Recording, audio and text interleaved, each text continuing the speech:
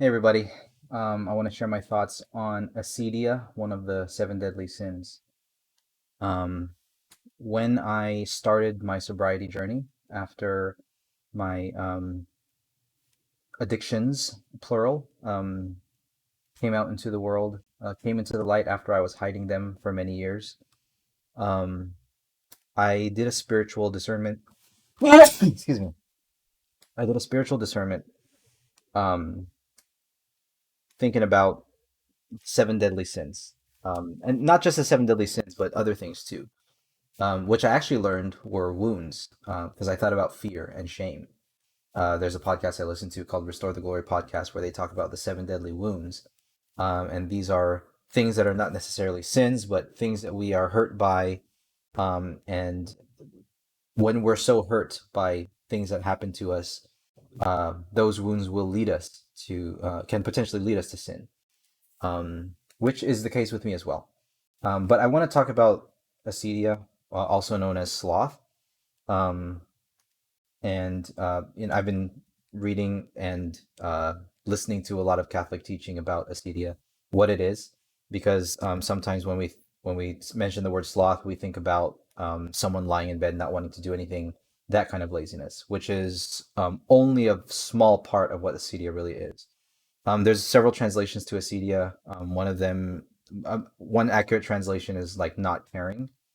Um, uh, so there's a lot of things that fit into that. Boredom, wanting to escape responsibility. That's like a big procrastination. Um, and one good distinction to make is that acedia can still look like a busy and tired person, but the problem is that person is keeping themselves busy with things that are not the greatest good that they can be doing. Their God-given task. For me, um, for example, in the past I was a big gamer. Uh, I would say that I have video game addiction. I'm still addicted. Um, that's like one of my addictions that came out. And even that one alone was very, very, very destructive in my life. Um, when I was a kid, got access to video games, and it's crazy because now the quality of the games, the ease of access, free games on any device, it's crazy. Um, I'm starting to sound like an old man saying, "Well, this generation's got it. They're going to be worse than our generation." But it's not like that. I understand that every generation has problems.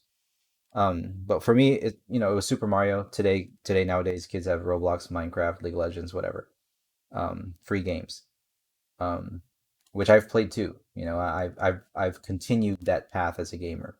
And what is a game? A game is it's a series of computations, really, and use made designed to be exciting, um, and usually a microcosm of the world. Games are good. I think games are an inherent good because I think they're quintessentially good because they test us. They give us the opportunity to reset and try to solve the problem again. So I know that games are good, and most things that we get addicted to um, signal some kind of good. Even something like drugs. I'm not saying drugs are good, especially the really really bad ones. They're designed to get you addicted and kill you. Um, but what do? They activate things in our brain that are designed there for good. Um, like dopamine, for example, one of the motivating hormone. It's designed for good. It's designed in our bodies to lead us to something that's supposed to be satisfying. And then if we don't get satisfied, we'll keep pursuing whatever it is until we are satisfied. And that's a big part of addiction. So for me, acedia, how does that play into it? Well, from a young age, the things that I was exposed to, I became addicted to because when the responsibility, the pressure of life hit me, um, and it over time it hit me because when I was a kid, I considered myself, I was one of those kids. People tell me I'm smart. Maybe I was, a smart, intelligent, gifted kid, maybe. But when you tell a kid that, it's not the same as saying good job, you did great work, continue to work hard. you know so I didn't get that growing up. And so I was just like, okay, I'm smart. I'm gonna breeze through school, and then after I breeze through school, I can do the thing that's exciting to me, which is play video games. Um, Started with Street Fighter, and I love fighting games. I love them. Is love the right word to use? No, probably not. I enjoy fighting games. I'm addicted to them. You know, I laugh, but it's really not funny because the amount of time that I spent obsessing over these games instead of my responsibilities um, led me to great destruction in the form of wasted time, wasted effort, wasted attention. Um, as you guys know, I'm married. I have a kid. Um, Throughout marriage, my that particular addiction, and again, one of several addictions, just caused so much destruction. Uh, so this sobriety date, I'm actually 4 days. So this day plus four, it was the day I committed to not playing video games anymore. So 70 days haven't played a single game. Even like chess, which is a board game, which I play online, I consider it a video game. Again, a series of computations. Even sports like basketball, which I was really getting into basketball this year. Also, a series of computations, and one even may consider the universe a series of computations. But we look at life, which computations are the important ones we need to compute? Well, whatever is going to give us food and shelter. And after we have food and shelter, provide food and shelter for my wife and my son, and whatever other standards of living we have. Uh, those are the problems to solve, and those problems are often not as exciting as the other stuff presented to us. The stuff that's easier to get the dopamine, the stuff that's easier to get the satisfaction. And this is where acedia comes in. So acedia was defined by the early church fathers, they call them the desert fathers or the desert monks. And these are guys that committed their lives to praying in their little shacks or huts or whatever, their little houses. And they would get so bored of the prayer that they committed to. Who knows? Maybe their model was flawed. I don't know, but whatever it was, they had a prayer system, and they had to sit in their house for hours. And what they would do is they would stick their heads out of the hut and they would look around and say, "What else is there in life for me? What else can I do?" So what they're trying to do is avoid their responsibility. Now, their responsibility we would call boring, and that's what acedia is. It's like there's something I'm supposed to do. It's boring. I want to do something else, or it's too hard. I want to do something else. And we look around, um, and the teachings I've learned, they call acedia you know the vice of our time, the modern world's greatest vice, and it could be true. You know, look, we've a lot of us have heard the dangers of social media, of the internet, and attention, screens, your screen being in front of your face at night, keeping your eyes awake because it's telling your eyes it's still sunlight, it's still time to stay awake, still time to distract yourself with whatever. I fell into that hard. Um, I'm still in it, and I'm trying to come out. So I did a spiritual discernment. There's a lot of things, with me: lust, pride, stubbornness, um, fear, and shame. Big ones. Caused a lot of lying in my life because I was so afraid of people seeing who I was, and hiding out of the shame of who I was. Maybe not even necessarily who I was, but what I was doing. One thing that I'm trying to learn is that I am not, as much as people think I am not the sum of my actions. I'm not what I do. I am me. Maybe some people disagree with that. Maybe some people think that you are what you do. You are the sum of your actions. There are people who think of me that way, but I know that's not the truth. That in fact, the actions that I was taking stopped me from being me. They did not define me. And now that I'm in the process of escaping the CD, which is a demon, and we can name it a demon. It's we talk about fighting our inner demons. Acedia is my great demon. There are other demons about me for sure, but I'm battling it out, trying to get it completely out of my system. And what does that look like? It's not stillness, for me. Maybe for the desert monks, it was stillness. They needed to be still. Maybe there are times where I need to be still. But really what it is for me, what it's going to look like, it's, I'm called to my vocation. I'm called to my career. It's going to be an active life. That's what it's going to look like for me. Um, and if I need to take rest, then I choose rest, you know? If I need to take leisure, then I choose leisure. But that's not really what I'm called to right now. I'm called to my vocation and my career. And choosing the right thing to do, because the responsibility I'm given is a good given to me by God. It's a blessing given to me by God. Um, and it's work. It's hard work. It's sweaty work. It can get boring. I chose. It's funny because in my mid 20s, I was trying to choose a career where I wanted to do the things that I enjoyed. And when I was a kid, that was drawing and video games. And in my mid 20s, I was trying to make that my life. But even when I was trying to make that my life, I found myself running into problems because, again, games are a series of computation. Life is a series of computations. And when those computations get really complex, I would shy away and try to find the easy way out, you know? Even within gaming, like as a strategist in the games that I played, I would always try to find like what is the easiest strategy to get the maximum reward. And once I ran into roadblocks trying to solve those problems, either I would stop studying the game or I would you know uh just shy away from the work needed, the extra study needed. So even within gaming, which was my escape, and I wanted to make that part of my career, I still ran into the same problem. I ran into Acedia.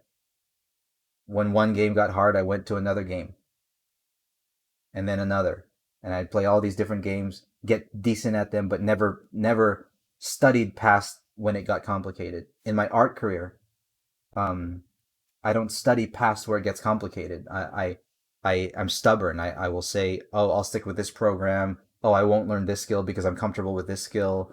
I can still develop as an artist. I could learn Blender. I could learn, I could do 24 FPS if I wanted to. I could learn how to paint. Those are skills I can pick up, not to escape my current skill, as an illustrator, 2D animator, but to actually expand and face, the problems. And what I'm realizing is when I was a kid, I could have picked any career, any path. And if I applied myself and understood the demon of Acedia and understood what was needed to combat against it, um, I would have been successful in anything. And here I am sitting, admittedly a failure. Can I call myself a failure? Yes. Yes. Not proudly. I'm not saying I'm proud to be a failure. I'm proud that I acknowledge that I have failed. I'm still alive, so I can try again. The damage of acedia in my life is devastating to many people. Maybe there are some people watching this who have been affected. Um, I don't know. Um, but I'm learning that the every deadly sin has an opposite virtue and even an opposite extreme, a rigid extreme. I found this graphic that shows each of the seven deadly sins. What is the opposite virtue, and then what is its opposite extreme?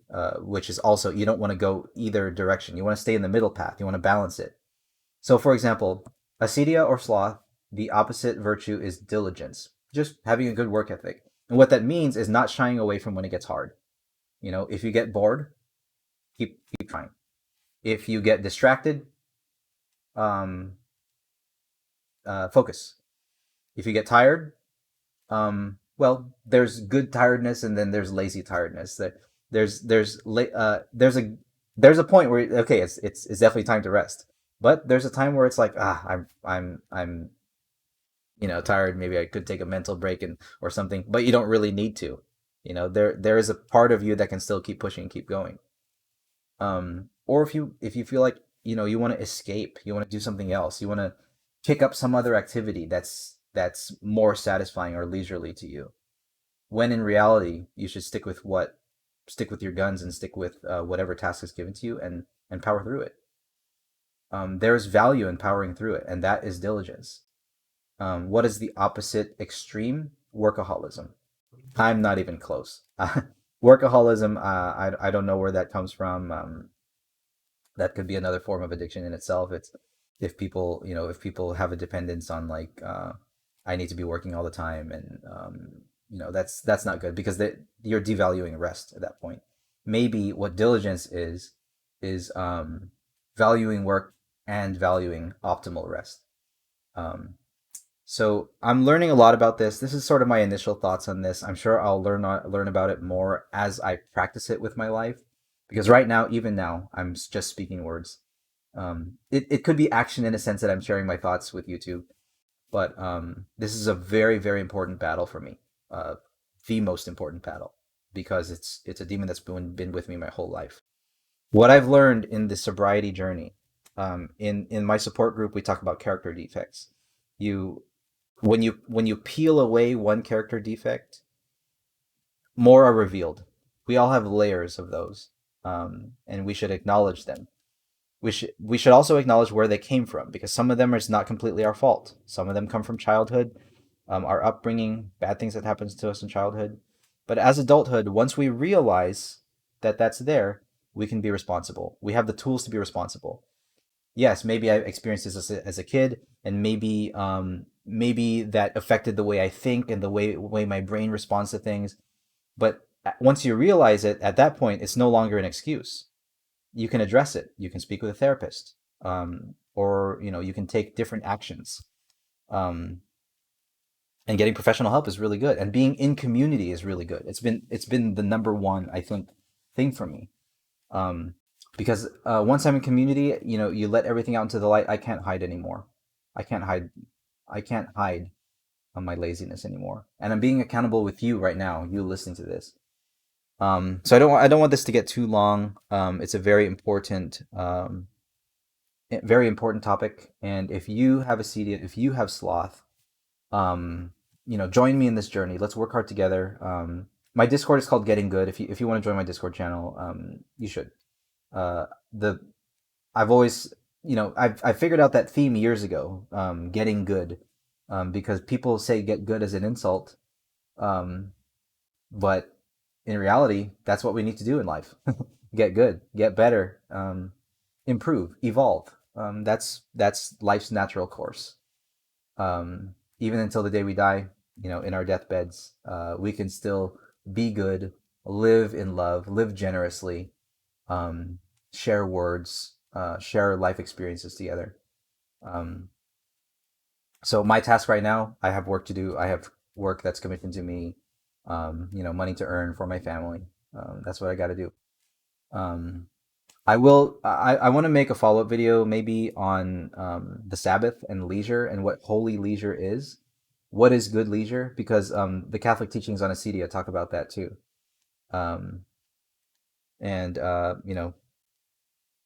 want to learn what that is, because I'm so focused on diligence. But when, tomorrow is the Sabbath, when on a Sunday, what am I supposed to do with this idea of diligence? How do I pursue optimal rest and holy leisure? So that'll be another video in the future, and I'll talk to you guys later. I love you all. God bless you. Bye bye.